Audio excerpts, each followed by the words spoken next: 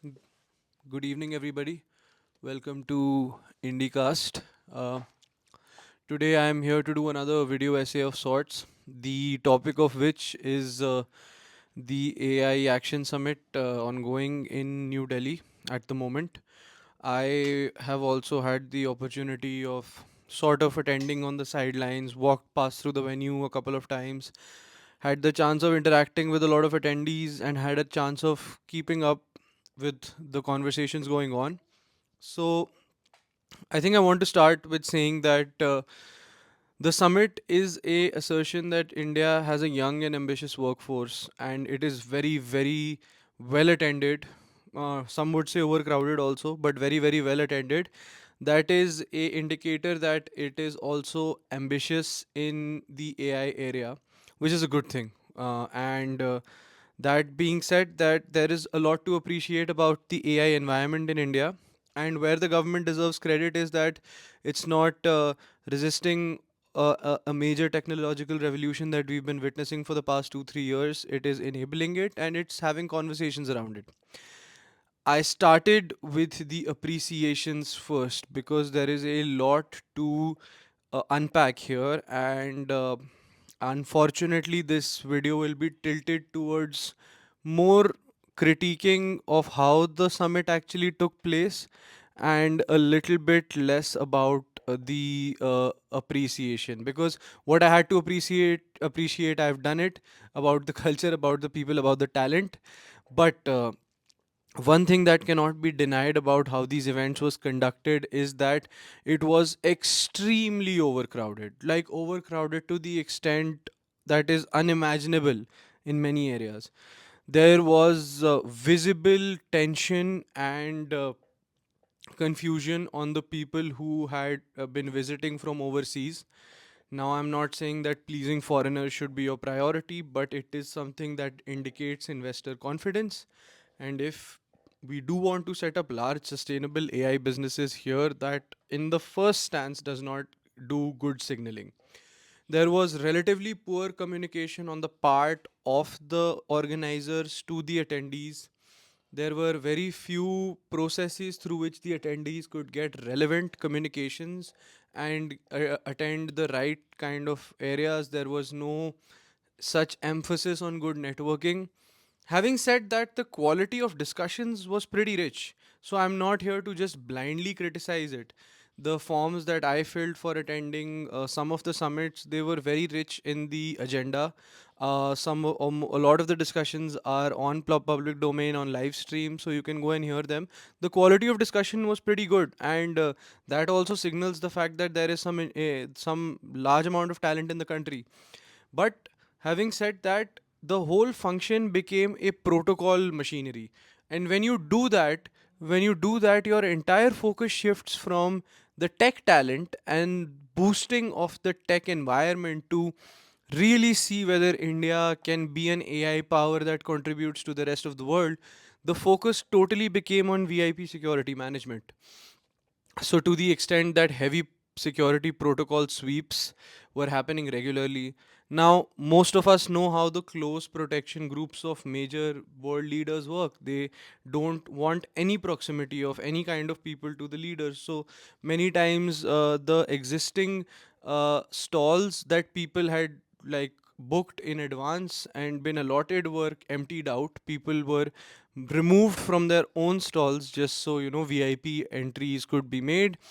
And this is only at the venue, because all the way since like from like Lodi Road, Bhairo Marg, Subramanyam Bharati Marg, the few areas from which you can approach Pragati Maidan, anyone who's familiar from Delhi is understanding what I'm saying. There was like 10x more than usual traffic. This is despite the fact that a lot of the traffic police had been sort of moved away from other parts of the city for the presence of the summit. And what that did was that also left large parts of the city crowded with traffic also. So these are some major disappointments that came from the summit.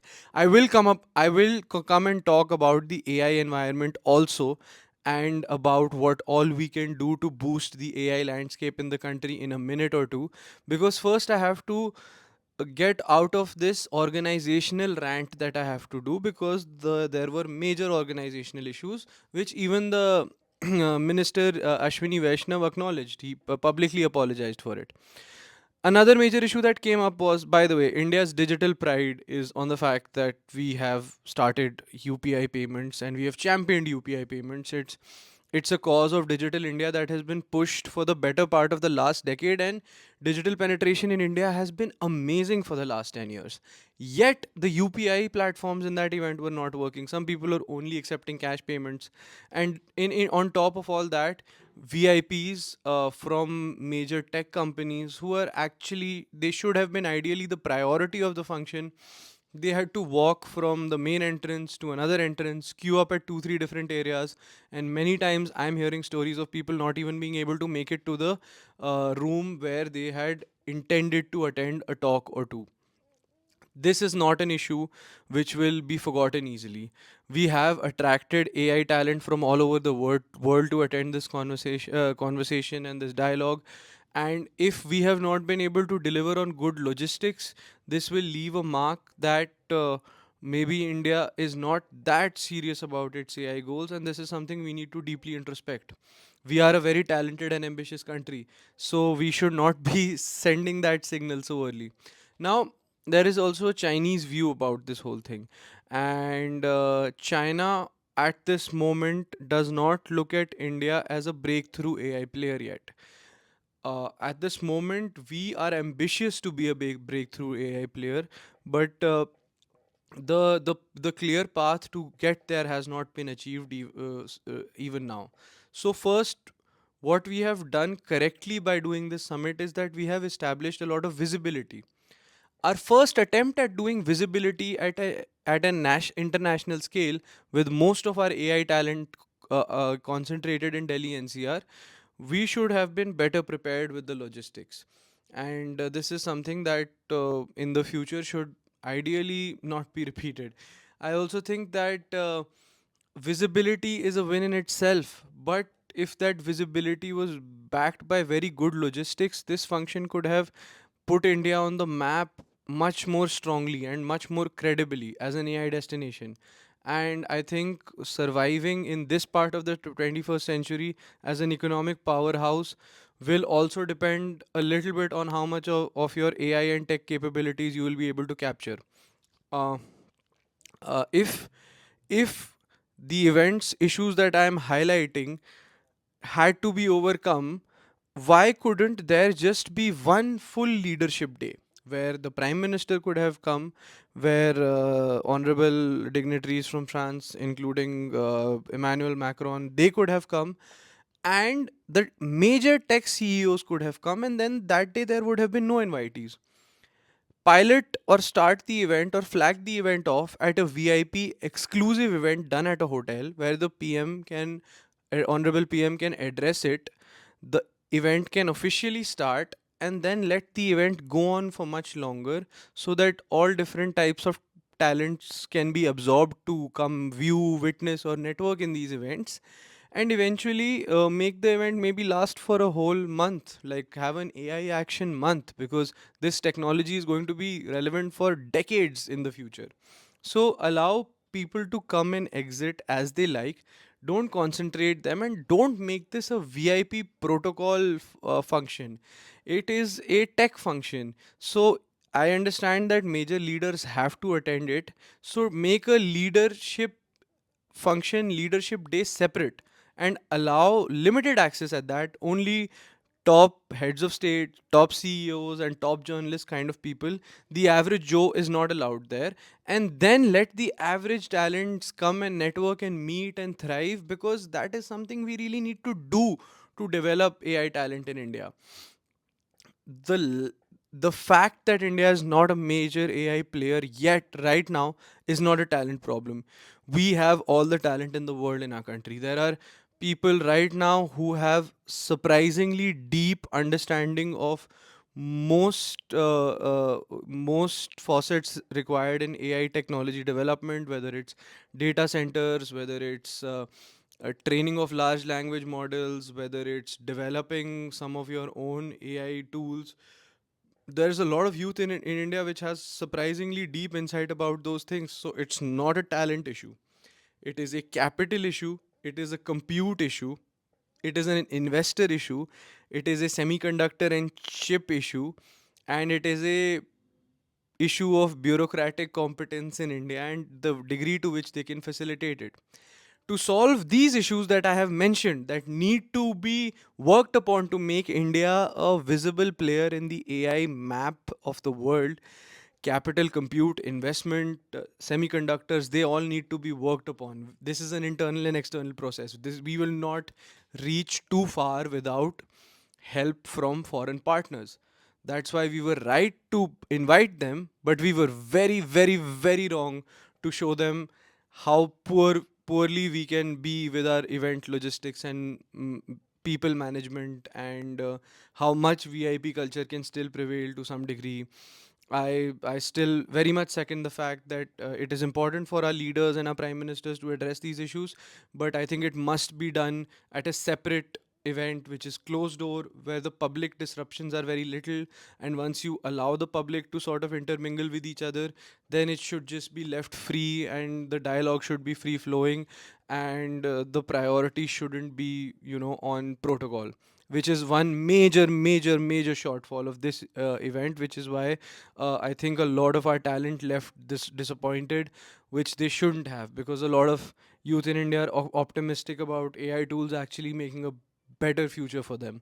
So you deserve that kind of dignity in an event that you're so emotionally invested in.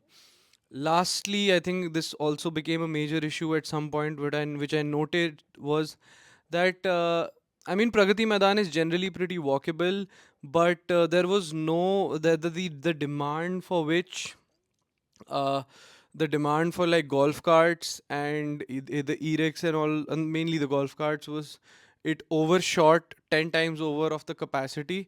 So you know, I think in every which way, public transport, transit issues in every big event in India somehow find their way into the conversation.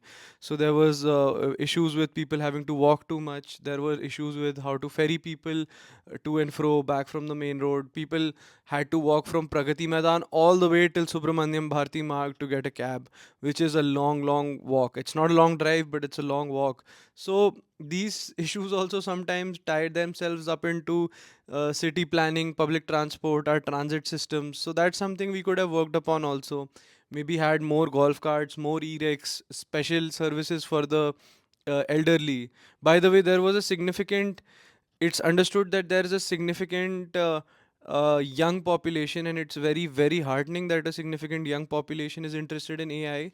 But it is equally heartening to see that even people in their late 60s were curious and attending, and many of them are retired senior folks who want to integrate this technology into their own lives. So if AI is a shared future tool for all of us, then the inclusivity of the process must reflect in the events that we organize. So, long story short, India has some amazing AI companies, India has a lot of AI talent, and our state apparatus and logistical functions need to start reflecting that, because we are a visible AI player now, and that warrants that we become very serious visible AI player, and not just doing AI for the sake of AI. We are doing AI for genuine, credible professional competence if we want to put ourselves on the AI map and become a major AI player. Thank you for watching. I was just sharing my thoughts. I just thought I'll put this essay out there. And please give me feedback. Engage with me in the comments respectfully. Like, share, and subscribe. Thank you for joining me.